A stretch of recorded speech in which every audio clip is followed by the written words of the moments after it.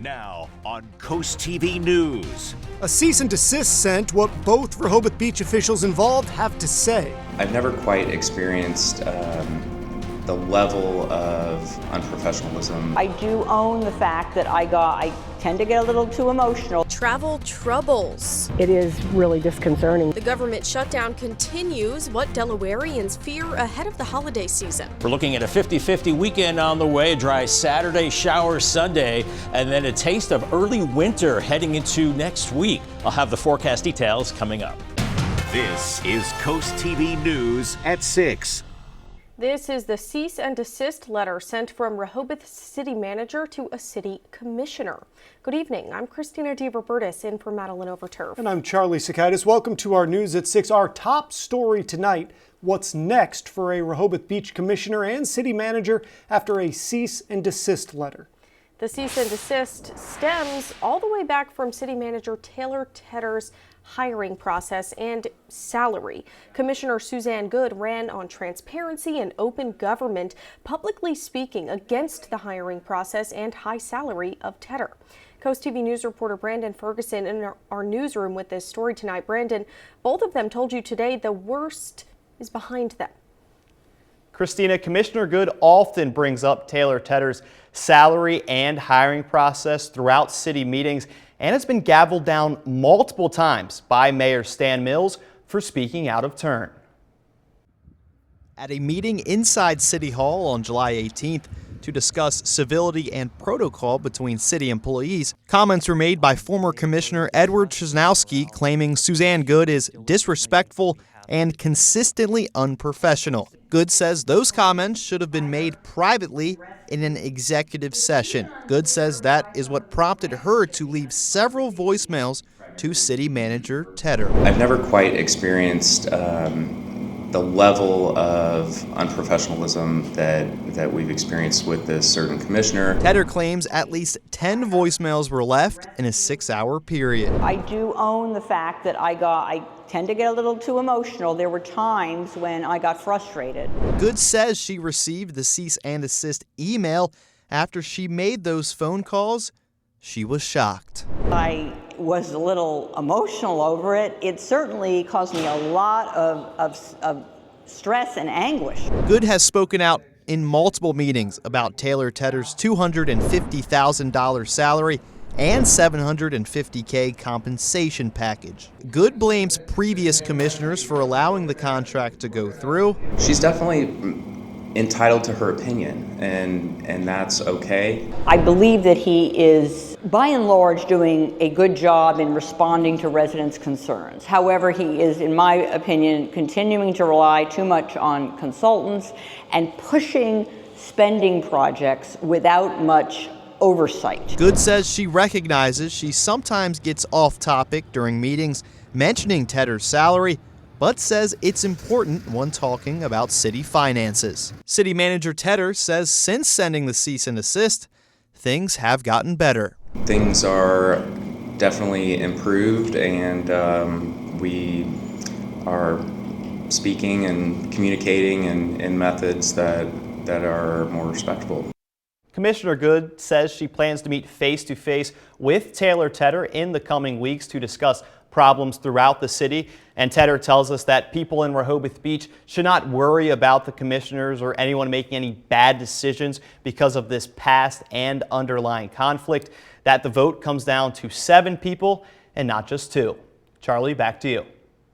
There's an active lawsuit over Rehoboth Beach City Manager Taylour Tedder's hiring process. A Chancery Court judge ruled that claims the city may have violated its charter when hiring Tedder can proceed, but dismissed allegations of Freedom of Information Act violations.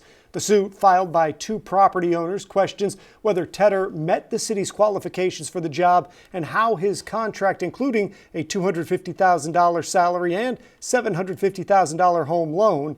Tedder says the lawsuit is in the discovery phase. Well, the record-breaking government shutdown continues, and now the FAA says they're reducing air traffic by 4%, a number that will eventually bump up to 10%. The reductions started this morning across 40 high-volume markets. The agency claiming it's a safety precaution as air traffic controllers show signs of strain. People here on Delmarva say they're worried about traveling for the holidays. It is really disconcerting that, we have to worry about it. We have to wonder what's going on. Are the airports going to be open or that kind of thing.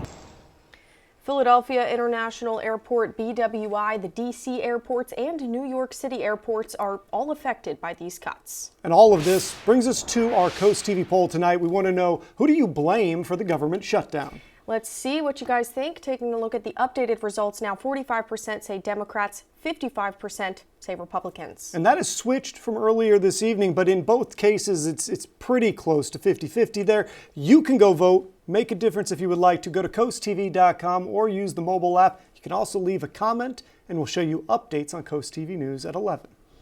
Let's take a live look into Ocean City now and turn things to our First Alert meteorologist, Bob Trihey. Bob, tell us what the weekend is looking like. It turned out to be a mild Friday afternoon with temperatures into the 60s, but boy, what a frosty start, essentially ending the growing season. The coldest morning this morning since April 9th, which was 28 degrees. This morning we were at 32 in Georgetown, a lot of places below freezing. I'll take a look at that list coming up a little bit later on. 57 in Georgetown and Redden right now. Not too bad out there. 57 in Gumboro with 58 in Rehoboth at the present time. Winds have been strong out of the south, and with the wind and the lower humidity, that fire danger is higher. So it's really best not to burn until we get some appreciable rain, as we're seeing those winds gusting over 20 miles per hour at times. We're seeing a lot of mid to high level clouds right now. Nothing in the way of precipitation. That's back to the west through Pennsylvania and back into Kentucky as well. And this will continue to push to the east, and we could see a few sprinkles overnight with this weak cold front, even severe weather farther to the south and west. Here's Futurecast this evening. We're looking at temperatures very mild. We've got Friday night football. If you're headed out to your favorite restaurant, cloudy skies and very mild temperatures into the 60s. Then after midnight, that's seeing the best chance for those showers. But until then, we're looking at temperatures in the 50s to right around 60, and then that rain chance later tonight. A good looking Saturday shower Sunday, and then a blast of cold air to start next week. Much more on that coming up a little bit later on.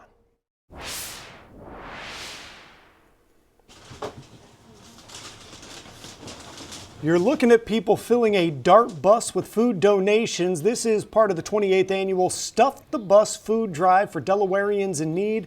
The statewide food drive has been running all week, starting on Monday in Rehoboth Beach and ending tomorrow after the 9 a.m. to 4 p.m. session at the ShopRite Four Seasons in Newark. Some who donated at the Rehoboth Beach Giant this week say they felt compelled to donate. Especially with Thanksgiving coming up, it's even a more special time to do it. So it makes all the sense in the world to try to do that. Non-perishable food items like the items in the man's cart are being accepted by donating tomorrow. You can help DART meet this year's goal of 15,000 pounds. A projected $400 million budget shortfall is looming in Delaware after Trump's One Big Beautiful Bill Act. If you didn't know, under current law, Delaware automatically adopts most federal tax changes. But House Bill 255, which was discussed and voted out of committee today, looks to decouple the state from those rules. And this comes after Governor Meyer called on the General Assembly to reconvene to address the shortfall. Supporters say the bill is needed to protect state revenue, but opponents argue the real problem is the state's rapid spending growth, not lost revenue from the federal changes. If we allow for that major deficit to happen to our budget, just so major corporations could go backwards and pull funding, that would be us being irresponsible. And again, putting corporations before people, and we just don't want to make that as a choice. Do we have a spending problem here in Delaware? Well, yeah, I mean, we're up almost something like 50% since 2020. So, yeah, I mean, yeah. At the same time, would we be here in mid-November if it wasn't for a change at the federal level? I don't know the answer to that. And the General Assembly will be back at Legislative Hall for that extraordinary session on Thursday. Also discussed in Dover today was House Resolution 19, which would allow the House members to participate remotely in special or extraordinary sessions with the Speaker's permission.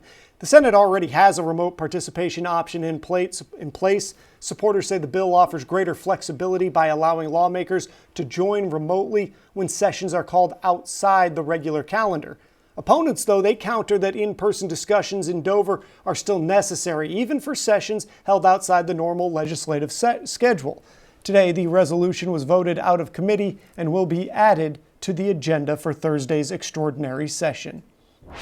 The former Lewis Diner spot now has a replacement. A former cybersecurity professional is taking a leap into the hospitality world with plans to open her first restaurant. The new business will fill the spot of the former Lewis Diner in the Savannah Road Strip Mall. The new spot will be beside the new Hopkins Farm Creamery and existing Taylour Fine Wine, Beer, and Spirits. And if everything stays on track, Vino del Bar is aiming to open by the end of January. And we are just getting started tonight. Lake Forest and Indian River put an exclamation point on the Delaware High School football regular season. And here's a live look at the Tyndall's Casual Furniture Cam out of Laurel 59. A pretty pleasant evening on the way. And we're looking at our umbrella giveaway winner today. It's Edward Vreeland from Frankfort. Congratulations to him. From Paul Davis and Coast TV, a 50-50 weekend, then that Arctic blast early next week. Details coming up. But first, there's a lot happening this weekend. A film festival, ways to honor veterans, even some pumpkin tossing competitions. Stay tuned for your cool things to do coming up in 60 seconds. This is Coast TV News at 6. If you've ever wanted to chuck a pumpkin as far as you can, dress up like it's the Middle Ages, or watch incredible independent films, pay attention. Here's Christina DeRobertis with your cool things to do this weekend.